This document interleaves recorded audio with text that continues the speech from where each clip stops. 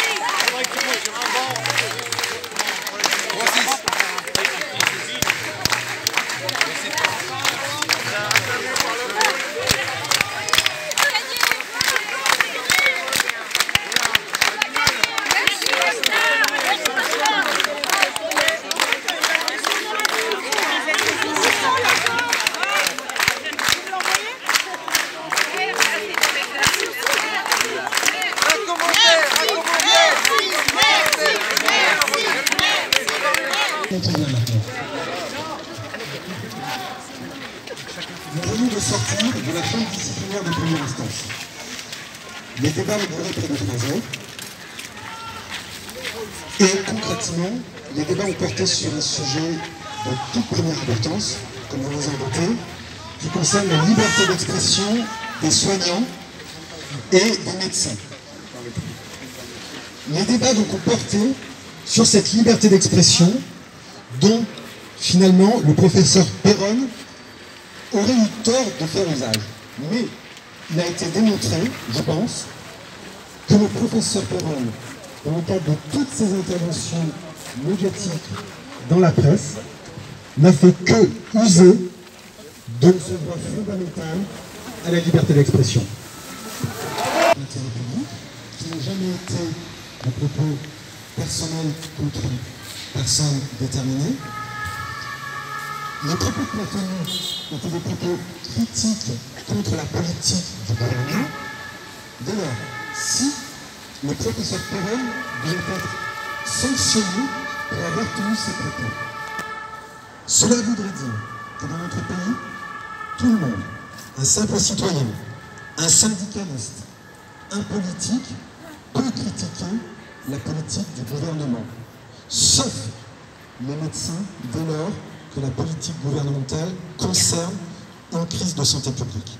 Cela serait gravissime, car les seules personnes habilitées à prendre la parole dans de telles circonstances seraient des personnes qui n'auraient pas l'expertise incontestable d'une personne comme le professeur Péronne, à qui je laisse la parole. Ouais.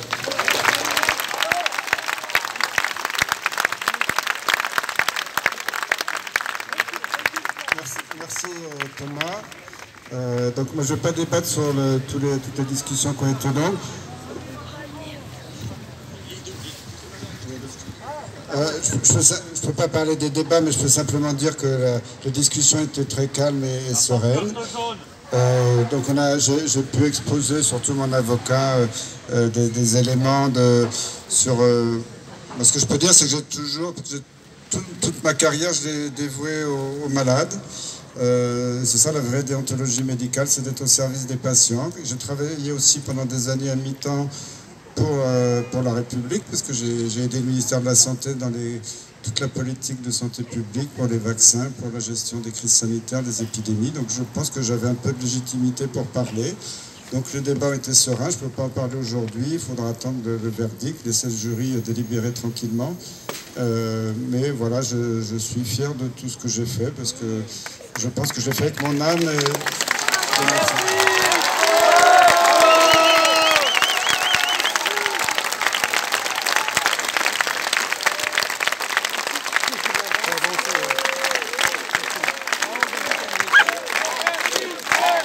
Merci, merci.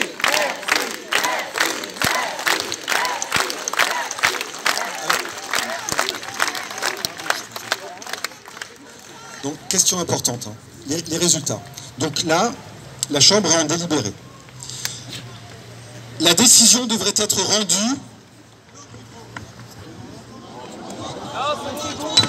La décision devrait être rendue courant mois d'octobre. Donc, oui, il faut un petit peu de temps. Je vais communiquer sur les réseaux. Moi, je ferai un commentaire de cette décision donc sur ma page Facebook qui sera reprise par, j'imagine, le professeur Perron. Donc, cette décision, vous avez compris, elle est importante. On aura, d'ici un mois, des réponses aux questions qui ont été posées aujourd'hui concernant cette décision. Je sais en plus que le professeur veut remercier toutes les personnes qui se sont déplacées des 4 coins de France pour venir m'encourager.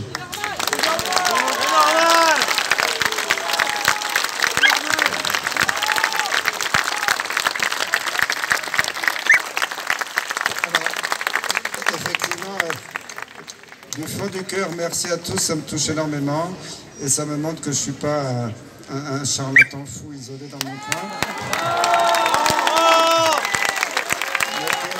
J'ai le soutien des millions de Français, je le vois régulièrement, les gens m'arrêtent dans la rue pour me remercier. Je n'ai pas cherché ça, moi je pensais passer ma retraite pépère. Bon. Bon, il se trouve que ça me tombe dessus. Bon, c'est un peu marrant de finir sa carrière devant un jury, comme ça fait bizarre. Mais bon. Et voilà. Et en fait, je pense que moi, j'ai pas honte de voir le peuple français devant vous tous. Et je suis très heureux de voir que... Merci.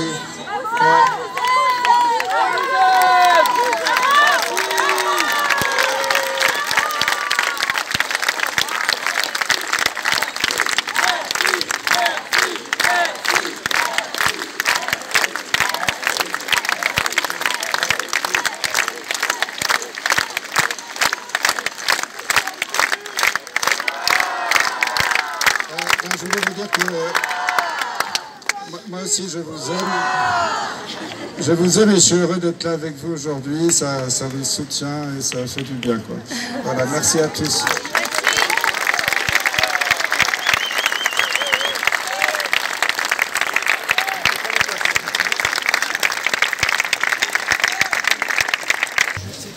Voilà, des banderoles partout pour soutenir le professeur Perron.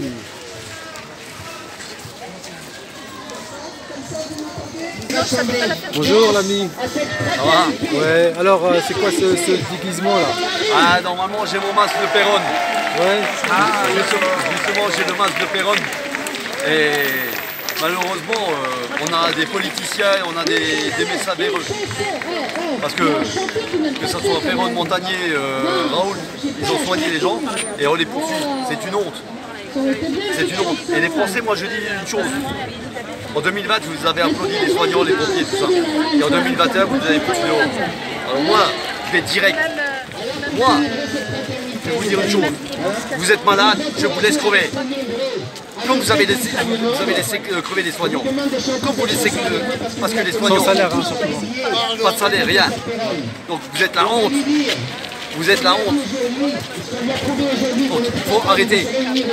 Venez soutenir les soignants, venez soutenir les pompiers suspendus. Il faut arrêter cette hypocrisie. Moi je vais vous raconter une chose qui est toute simple. Moi, j'ai ma fille en 2021. En 2021, elle vomissait jusqu'à 7 fois par jour. Pendant 5 mois. 7 fois par jour. Vous savez à cause de quoi? Du port du masque. On a fait tous les examens. On a la preuve. On n'a pas supporté. Et on a un certificat qu'elle doit plus porter. Ma fille, c'est une ancienne nageuse. Pendant 10 ans, elle a nagé. C'est bien ça. En dernier, en juin 2021, sur les 400 mètres nage libre, elle a perdu 40 secondes. Je l'ai fait arrêter tout de suite. Donc maintenant, elle a repris des forces. Au mois de juin 2022, elle se plaignait de douleur. Donc elle est non vaccinée. Vous savez ce qu'elle a? Un ulcère à l'estomac. Un ulcère. Et vous savez pourquoi? Donc elle a été soignée et à la fin le spécialiste il arrive, donc moi j'étais avec elle, il arrive, il dit il faut que les médecins, les médias,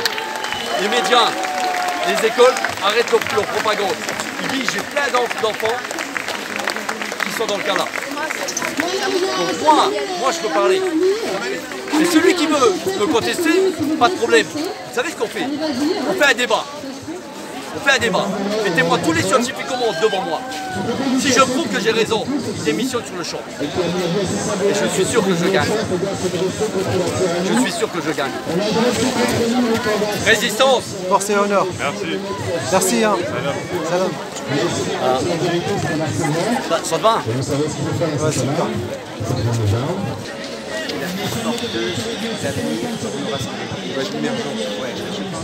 On a vécu dans la rue pendant la révolte des Gilets jaunes, c'est ce que je pense tous les gens qui se sont opposés à cette agression mortelle ont partagé c'est-à-dire ce sentiment fraternel. Et moi c'est ce sentiment fraternel qui m'anime le plus. Et c'est ce sentiment fraternel aujourd'hui que je voudrais mettre en avant. Quand on était dans la salle d'audience, on est tous autour de justement ce sentiment fraternel.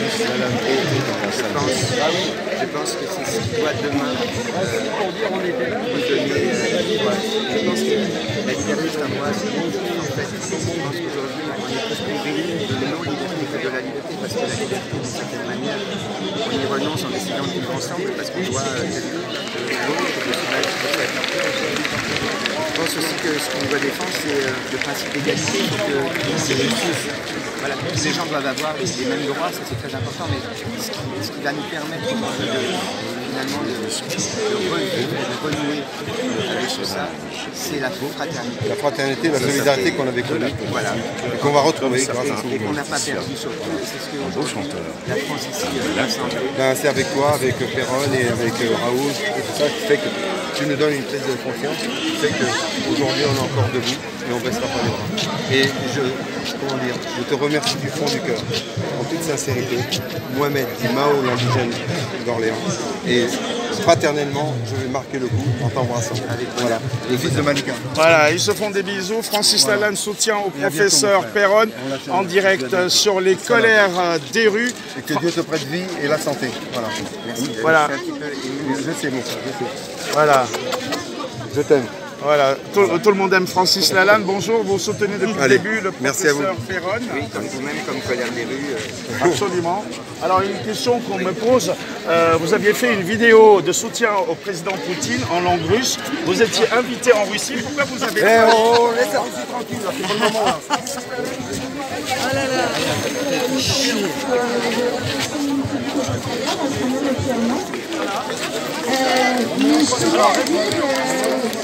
Il va vite libérer l'enfant, ouais. Je suis tout le temps avec Amélie, ouais. Parce qu'il est bien.